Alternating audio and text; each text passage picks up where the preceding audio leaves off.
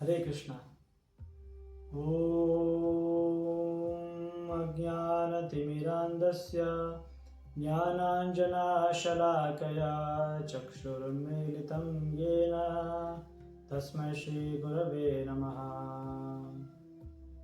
Hare Krishna. We may be wondered to see in this world there are people of varieties of nature.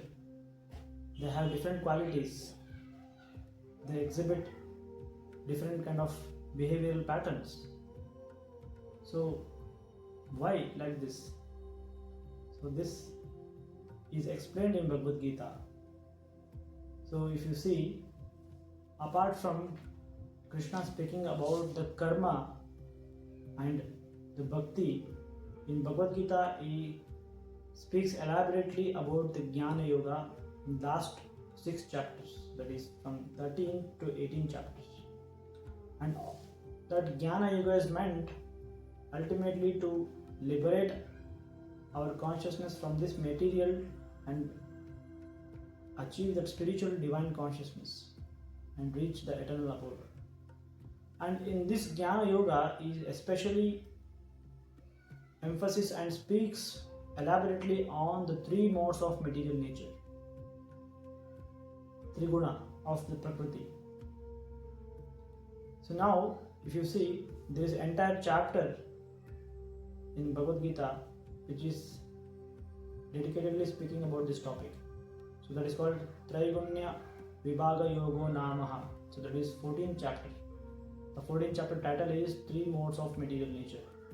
And apart from this, Krishna has spoken about this in various different chapters, like in 13th chapter, in chapter 17, in chapter 18, and even in initial chapters he has given some hint about these 3 modes.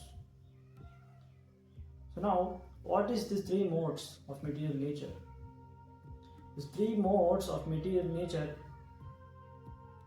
is the thing which binds the soul to this material consciousness. So the material consciousness in this world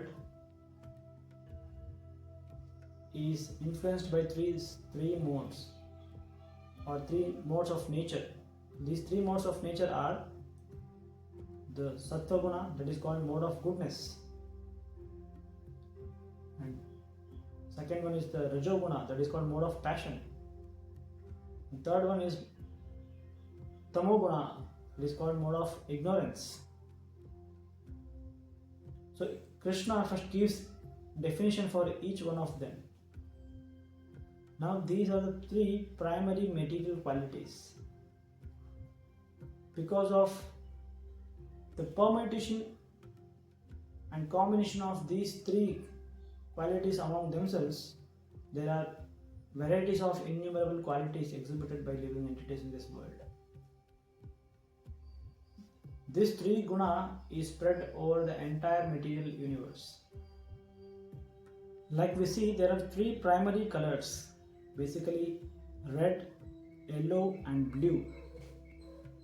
By mixture of these colors among themselves in different proportions, we get varieties of different color shades.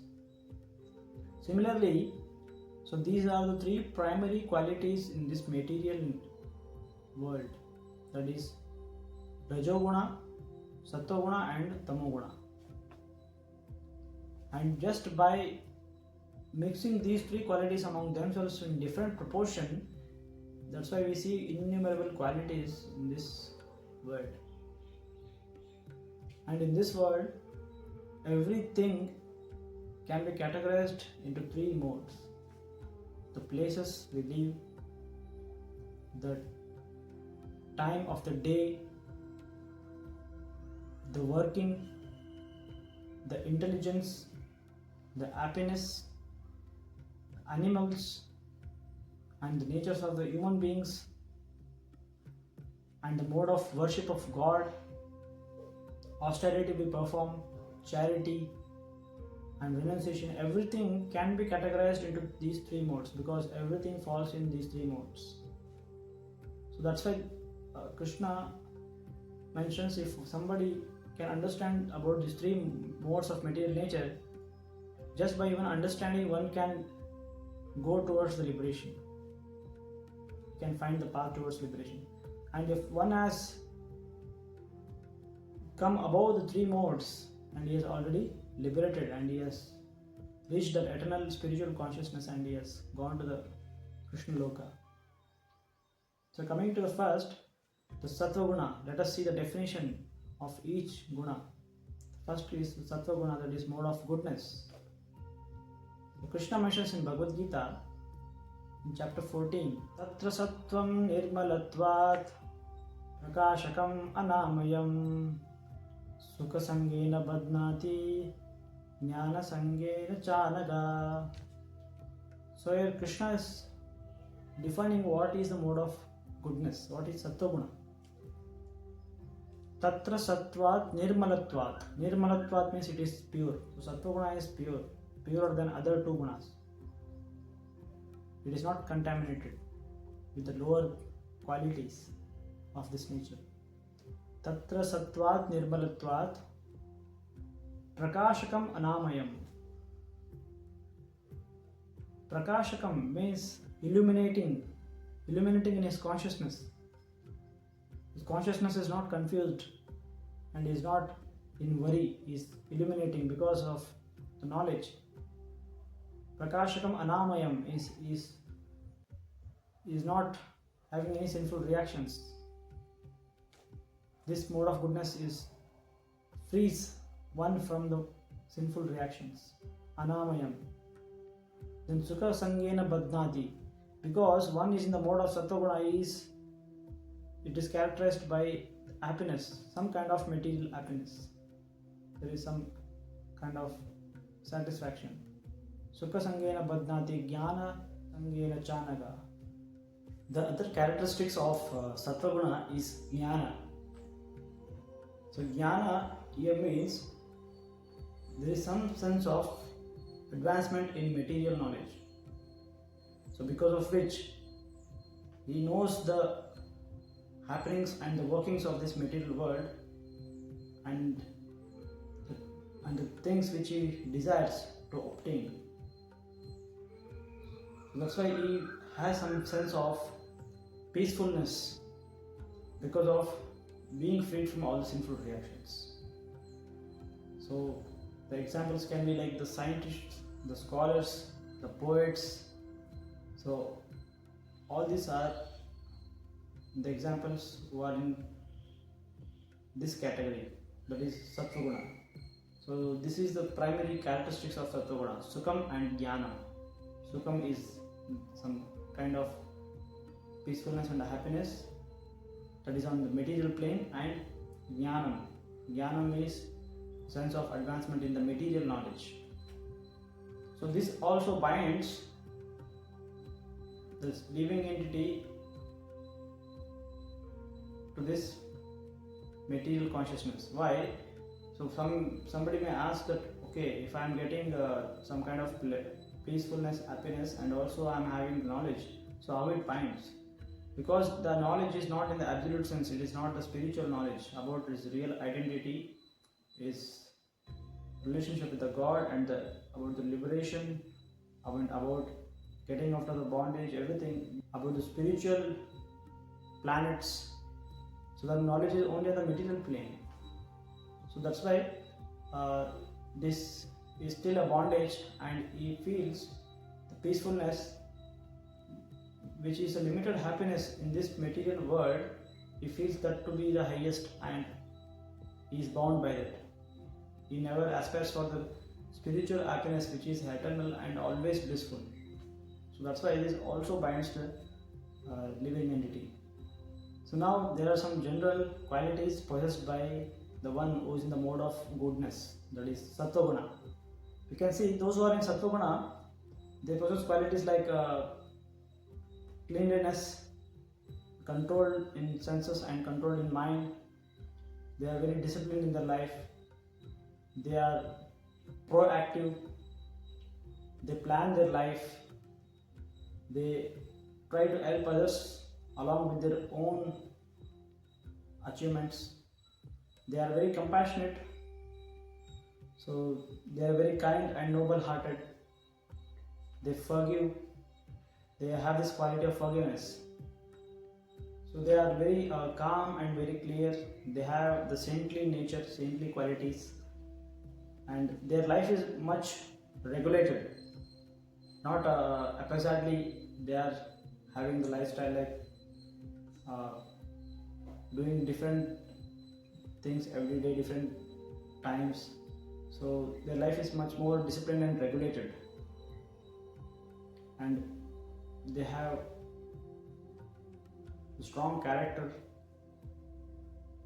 and they work for the long term benefit in their lives. They do any activity well planned, and they think and then take decisions, and they exhibit qualities like tolerance in difficult situations, and they are submissive towards their elders. So these are the qualities of a person who is in the mode of goodness, sattva guna.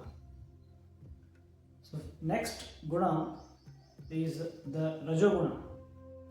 So it is called as a mode of passion. So Krishna describes the characteristics of rajo guna. Rajas ragatmikam viddhi trishna sangena samudbhavam tannibadnati kaunteya karma sangena dehinam. So here Krishna is mentioning, so the rajas means the rajoguna, the mode of passion is characterized by ragatmika. Rajo ragatmikam viddhi. Raga means the extreme attachment or attraction, especially. Raga refers to, in general, it is the attraction, and in specific, the attraction between the opposite sex, the male and female. So this arises because of the passion inside, that is rajogun. Then it is characterized further by trishna sangena samudbhavam. Trishna means anchoring for what we don't have, what we desire, the extreme anchoring for the things which we lack or which we want to have. And sangena means the attachment for the things or any facilities or any position which we already possess or which we have. So these are the characteristics of rajoguna. Trishna sangena samudbhavam. Then tannibadnati kaunteya karma sangena dehinam. Tannibadnati means this is how the mode of passion binds the living entity. Nibadnati means bandhana, means it binds. Tannibadnati kaunteya karma sangena dehinam. Because the mode of passion makes one attached to the activity and the fruits of activity, karma. So they are always very extremely hyperactive. So this is the characteristics. So this is the primary characteristics of rajoguna. That is, first one is ragatmika, that is attraction principle. Then there is the anchoring for which he doesn't have, the extreme anchoring. And the third one is sangena, that is attachment for which he already have. So that's why the person in the mode of passion, the rajoguna, is generally over ambitious, and he always seeks the appreciation of the other person and is attention seeker. So there are many characteristics possessed by the person in the mode of passion, that is rajoguna, like the snap decisions, not thinking well before making decisions, and is very angry, hot-blooded, and very proud of his achievements, and wants to attract others by whatever he performs, and is too much attached to his own way of doing things, things or whatever he possesses or his position. He want to be in a cutthroat competition. He is envious of others' glamour.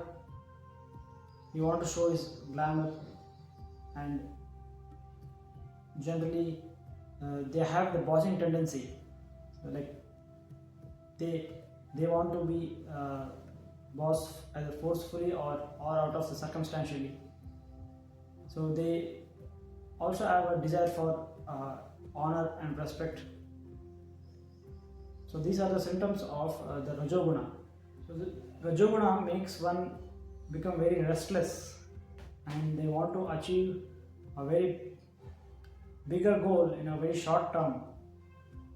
And the rajoguna also doesn't see for the long term benefit, but rather they want to have the immediate achievements. And it's mainly based on the external success, not the internal satisfaction.